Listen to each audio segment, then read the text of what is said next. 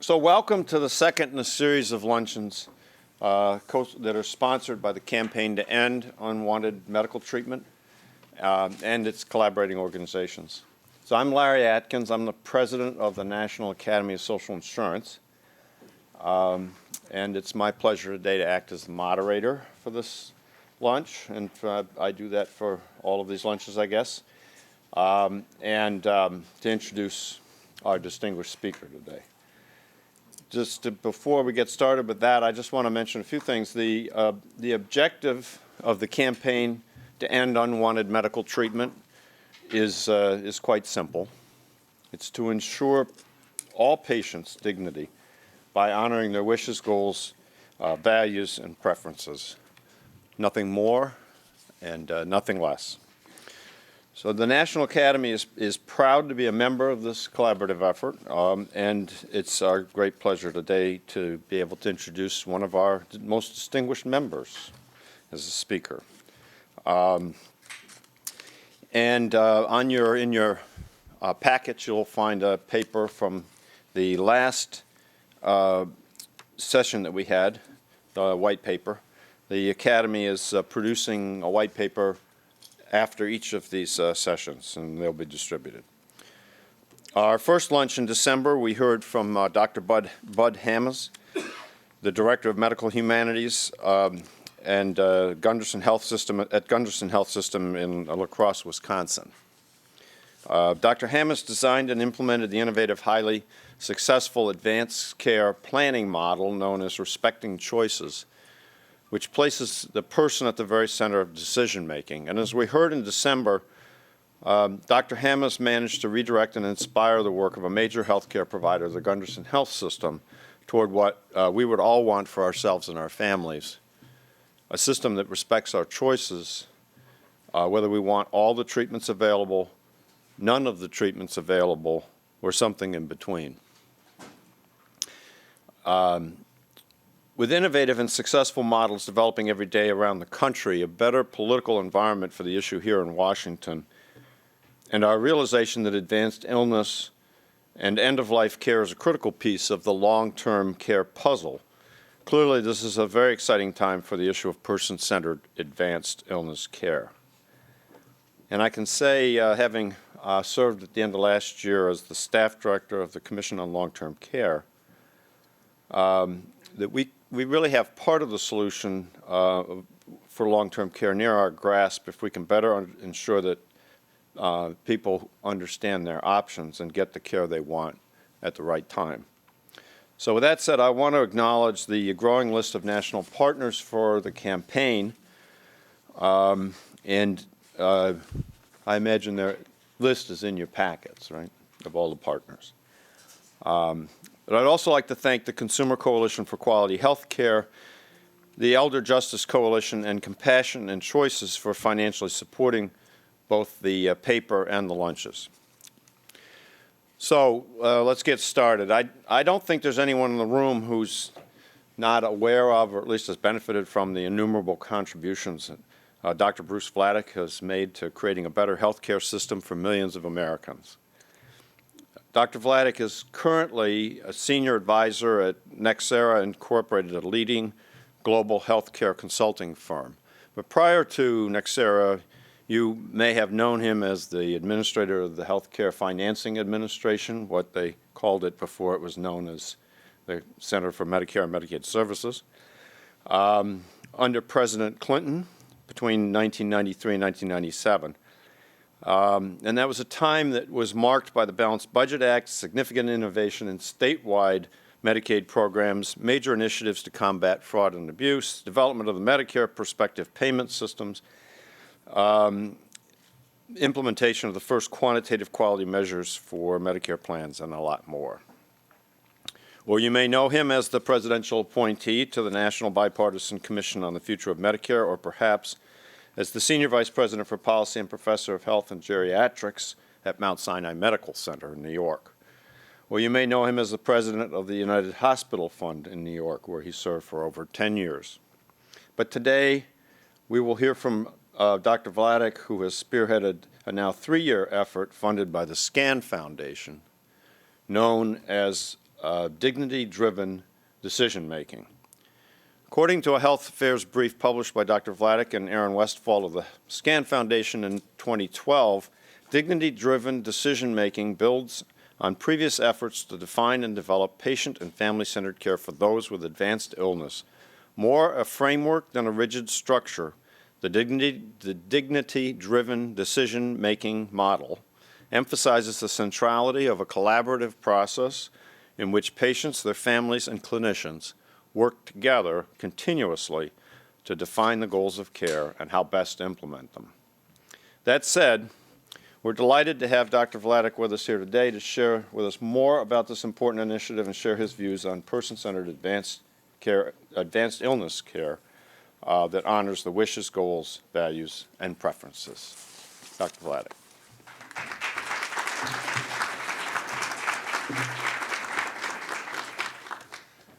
Thanks very much, Larry. Good afternoon, everyone. One always starts off these kinds of things by saying I'm really glad to be here, but I'm really glad to be here. There were a number of times during the last couple of hours when I doubt whether I'd ever arrive, and I really want to apologize, especially to our host today for adding some unnecessary drama to, but I hope it means that all of you got to have extra brownies in the course of it. So I won't feel quite as badly, except for poor Brian and Andy, who were sort of watching the clock all the time. I do want to talk today about dignity-driven decision-making and some of the work we've been doing at the SCAN Foundation. I need to acknowledge their support of everything I'm going to be talking about today, but I also, we went back and forth and around on whether we should have copies of our Deathless article that Aaron Westfall and I had in Health Affairs in 2012 about this subject, and decided not to mess with copyright issues, actually, but you can all find it, and it's particularly recommended if you're having trouble one night and beset by all kinds of anxiety and so forth and can't sleep. If you take it with a glass of warm milk, it will be extremely helpful under those circumstances, and possibly others. I want to do a particularly, well, I'm from New York, so you may expect this, but a particularly sort of gauche and probably inappropriate thing as a way of starting off and take a little bit of issue with our sponsors, whose work I think is wonderful and wonderfully important, and whose goals are impossible to argue with. But I'm not sure that defining the issue as one of unwanted medical treatment really gets to the full problem or really communicates the right message to people. Having lived myself through debates over mandatory administration of the full drug regimen to patients with multi-drug resistant tuberculosis in the early 90s, having lived, like all of us, through the endless debates over mandatory treatment for people with certain psychiatric disorders. I'm a little bit nervous of the concept of unwanted medical treatment always being inappropriate. I'm also think that there is, and particularly in certain policy circles, not any of those in which I would include any of you, a notion that things are substantially more clear-cut than they are, and a notion built into the American public policy process by all the economists who run everything, that everybody all the time throughout their life can be treated as though they're a rational consumer, and if you just give them enough information, they will make a decision reflecting their consumer sovereignty, when in fact the issue for many people with advanced illness, not to mention many people with lesser illnesses, is they have no idea what they want. And even after the alternatives are explained to them, and some of the implications of the alternatives are explained to them, in those rare instances, they're still not entirely sure what they want. And I won't describe to you in gory detail my experience at my dentist yesterday morning, other than to say that my very good dentist, who I like and trust very much, told me that relative to a problem they identified yesterday, I have 3 options, none of which was appealing to me in the slightest, but there were only sort of 3 appropriate things to do. And I said, well, what if I do nothing until the next time I come back? And she said, well, you might have a problem. I said, and then I can go to the oral surgeon and get the tooth pulled anyway. And she said, no, you can. And I said, generally, I can get an appointment with him in 24 to 48 hours. And she said, yes, generally you can. I said, I'll see you in 3 months. But my wife is my resident dental consultant, and we discussed the issue for perhaps half an hour at dinner last night. And she has clear views as to which of the 3 alternatives I should choose. But I like the idea of doing nothing, as I like it in many circumstances. Actually, when I was in the government, we never acknowledged we were doing nothing. We described it as proactive inactivity. But in this instance, at least, it seems to be a very satisfying strategy. And I also want to, again, raise the issue in terms of nomenclature, that despite the fact that more people are signing up for health insurance under the ACA than than many of us expected. This is the first time in history the CBO may have gotten a projection accurate. The fact is there are still an awful lot of Americans, even those with insurance cards, who want certain kinds of medical treatment, which is clinically appropriate for their needs and their circumstances, who can't get it for one reason or another. So I would say, and I know it's very hard to put it in an appropriate phrase, that what we really want to do is change a system in which some people get care they don't want and some people want care and need care and don't get it. And those mismatches on both ends of the spectrum and sort of in the middle are very substantial. And we have a very long way to go in addressing them. While I'm on nomenclature, being sort of pedantic about some of this stuff, I really got sort of a shiver of dismay when Larry read that part from our paper talking about models of care, because even then, but increasingly since, I've gotten very wary of the whole notion of models. And I think there's a great fascination with the notion that if you could just find the right model of care somewhere and plug it into a particular problem, whether it's the provision of primary care through medical homes or a model for managing transitions between home and back to the community, or a model for dealing with care of advanced illness, or a model for this, you would solve all of your problems. And I think if you go out and look at successful healthcare delivery programs of any particular kind, you'll find that there is considerable variation from one site to the next, and that one size doesn't fit all. And then, on the other hand, in those places where we have, as a matter of public policy, been most rigid about the models of care we've incorporated into policy, we've locked ourselves into very narrow boxes of one kind or another. The prototype, where I have a sense of particular personal culpability and particular personal involvement, is the evolution and now incorporation into public policy and into widespread but not very substantial impact of PACE programs for care of frail, elderly, and I hope soon non-elderly disabled persons.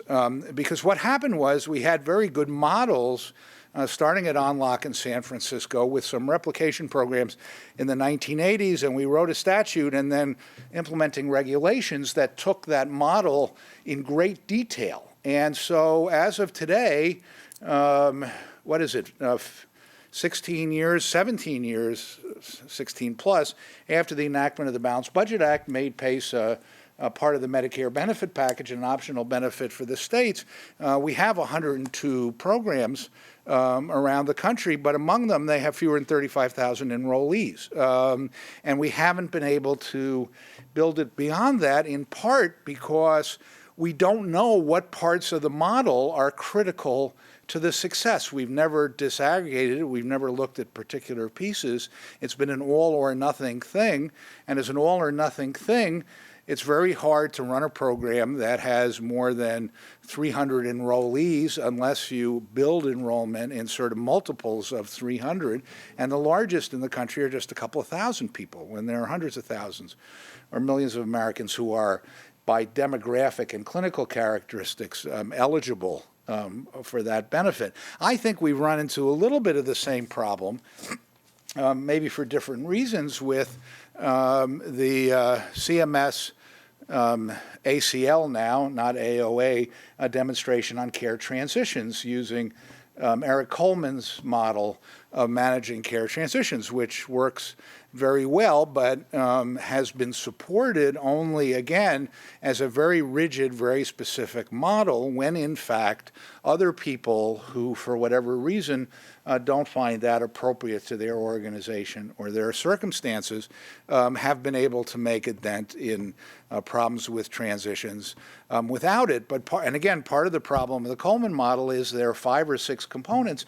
Nobody knows if you really have to have all 5 or 6, or if you do 1 or 2, or if you can substitute numbers 3 and 4 for the other ones. So even though the word model slipped into the paper a few times in the course of it, although maybe it was the copy editors at Health Affairs who stuck it in. I'll blame it on them. But we talked about a dignity-driven decision-making as a strategy for improving care for people with advanced illness, rather than as a model of care. Because in fact, we learned about dignity-driven decision-making by looking at a number of innovative programs, primarily on the West Coast, because that's where the SCAN Foundation is headquartered and where much of its energy is focused. And no 2 of them were the same. They were all different from one another in a number of important kinds of characteristics. I'll say a little bit more about that in a moment or two, but there obviously wasn't a single model on which we based things. One last, I guess, sort of quasi-prefatory comment before talking a little bit about what we think dignity-driven decision-making is or isn't, and that is that it's probably particularly inappropriate for someone who has been walking around promoting this particularly awkward and lengthy term of dignity-driven decision-making for 2 years to criticize the Coalition to End Unwanted Medical Treatment. And we have been struggling for something punchier and better subject to good acronyms for most of that period with a total absence of success. But I'll acknowledge it's not the most elegant of all terms. Again, we studied and looked at a number of programs on the West Coast. We talked to people. We funded some additional work with some of them. We were also benefited in our work from a learning collaborative of 35 or 40 people, mostly from the West Coast, predominantly clinicians engaged in innovative programs of one kind or another, but including some organizational managers and more senior people around, and a few ringers from the East Coast, like Andy McPherson and or Tommy just ducked out. He was afraid I was going to mention his name, but who've been meeting, talking to one another, conference calling, working on a listserv and so forth for about the last 3 years, and we learned a lot from them, as I'll show you in just another minute or so. But we were trying to understand what it is these people were doing that seemed to work so well and look so appealing to us, and thinking about it in terms of some of the conventional discussions. And we they all talked about being patient-centered, but if you look at the literature on patient-centered care, it again talks a lot about these models of sort of rational decision-making in which the physician or the other clinician lays out for the patient or the patient and family what the options are, what the cost-benefit curves are, what the regression models show, and then the patient decides what he or she wants, and then the clinicians do that. And that had nothing to do with the kind of things we were seeing. There's a lot of talk, too, about patient-directed care, but I think that's really owned and perhaps appropriately by the mostly cognitively intact younger disabled who have really built the model of patient-directed in-home care, long-term care, particularly now serving several 100,000 primarily Medicaid beneficiaries around the country, in which the client not only makes decisions about the mix of services he or she will receive, but directly supervises and in many instances actually selects the hands-on caregivers. We decided that, some of the literature decided that, well, people should have control over their health care even when they're not actively patients. In fact, people with serious illnesses can choose not to be patients. So maybe instead of calling it patient-centered care, we really ought to call it person-centered care, particularly when you're talking about a predominantly older population that always has at least half a dozen chronic illnesses of one sort or another, but none of which may be of immediate acute importance to that person. And other aspects of their life may have much more direct contribution to their well-being or their perceived well-being at any sort of point in town. It's not your father's Oldsmobile either, just because I sort of like that phrase now that there are no Oldsmobiles anymore. But the whole point we wanted to make about all these things is, again, they tended to fall into our instinctive stereotypical question in this society of who's in charge, who makes the decisions, who gets the final say. And I think always the patient or the patient's surrogate has to have the final say. But that's the wrong question. The real question is, what is the relationship between the patient and the patient's surrogates and advocates on the one hand, and the caregivers on the other hand? That people who are most satisfied with the care they're receiving or the services they're receiving when they're experiencing advanced illnesses are the people who have a continuing relationship with a caregiver or a team of caregivers in which they feel it is not, perhaps no longer, perhaps never was necessary to explicitly talk about what choices may be and what particular issues they may have to decide about, as was described for us in a phrase in one of our conference calls with one of the members of our learning collaborative, a really brilliant young oncologist and health services researcher.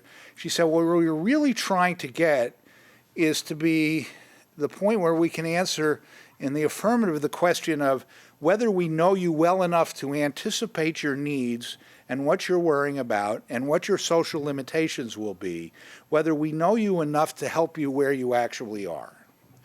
And I think that captures it as well as anything I've seen or heard about what we're trying to describe when we talk about dignity-directed decision-making. Our real insight to this came when we had a series of focus groups about 18 months ago with patients and family members who were patients in some of the programs we thought as prototypes or exemplars of the kind of really high-quality care for people with advanced illness. And one of the questions in the interview guide that we asked in every one of the 4 focus groups we had, well, 6 focus groups, I missed 2 of them. 4 focus groups we had was, Have you and your principal caregiver, after we had determined whether it was a physician or a nurse or a social worker or whomever, have you talked about your plan of care? And almost unanimously, they had no idea what we were talking about. But when we talked to them about, has your clinician, your primary caregiver, ever suggested a treatment or an intervention or a change in your care that was not what you wanted, most of them said no. They said, yes, but I explained why, and that's never sort of come up again. And again, this is what arises in sort of a continuing, everyone defined in most of our focus groups, the great majority of the patients defined their principal objective is remaining home throughout their illness, although the system of formal long-term care in the parts of California in which we were located is so bad that they didn't realize they really didn't have any choice in that regard. But nonetheless, that was what they wanted, and that was what was communicated to the caregivers and the caregiving team at a very early stage in one form or another, and then it was just sort of taken for granted, and then they went from there talking about what do you need today, how are you feeling today, we changed your medication for this, how are you feeling with it, and so on and so forth. And the point is that it's not and this is one of the problems with advanced directives, in my view. It's not a one-time decision. It's not a one-time set of questions. This is a continuing relationship over time. In order to develop these kinds of relations and support these kind of relations, again, the organizations that we looked at, or the care delivery programs that we looked at, had to have certain other kinds of attributes in order to be able to sustain this kind of support. Several of them were large health plans. Several others were large multi-specialty group practices with a large number of enrollees. A couple of them were hospital-based systems. One of them was a PACE program. Cheryl, I forgot you as a member of the collaborative. But a former West Coaster now. So I got category confusion, I'm sorry. But within the broader populations that they serve, every one of these organizations targeted particularly high-need patients with advanced illnesses of one sort or another. In a few cases, it was sort of a bureaucratic reimbursement issue. We want to enroll these people in hospice and get paid for some of the hospice-style services they need. But more often, it was just a recognition resources are finite. The kind of care we're talking about requires more intensive management, and in many instances more intensive clinical time and clinical effort than that for other patients. And besides, people who aren't seriously ill often don't want to have that much interaction excuse me, with the healthcare system. They don't want such intensive involvements with their caregivers of one kind or another. They'd rather not deal with it at all. So we have to have some formal mechanism generally for identifying who's going to be the beneficiary of all these services. We try to say 24/7 access to somebody who had access to a patient's medical record, or at least was related to a team of clinicians who knew the patient. There are fewer of the smaller programs that relied on answering services, thank you, or other coverage arrangements and didn't literally have 24/7. So we talked about assured expedited access. But people, and particularly people who are on the edge clinically, who can fall into crisis very, very quickly, and particularly because the big benefit from the patient's point of view and from the financial point of view of these programs comes down to avoiding trips to the emergency room, finding somebody who is knowledgeable, whether they have personal knowledge about the patient and her condition, around the clock is really critical to being successful with these programs. It helps a lot to have structured care processes and case management, in part to ensure that the communications and records are such that whoever picks up the phone when they're covering on Saturday at 4 o'clock, has some knowledge of the person's caregivers, has some access to the patient's record and some of the history associated with the patient, and so forth. These services tend to be very much based in the home.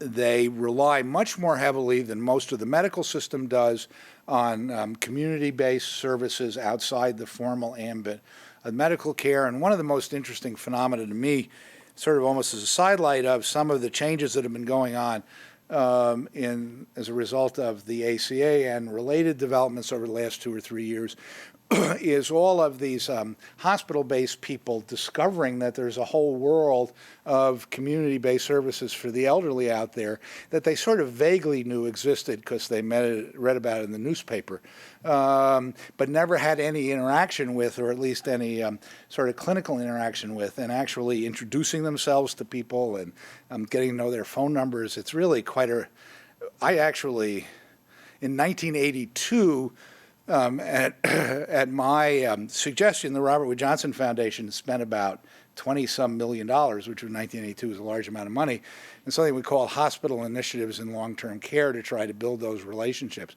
And it was 30-some years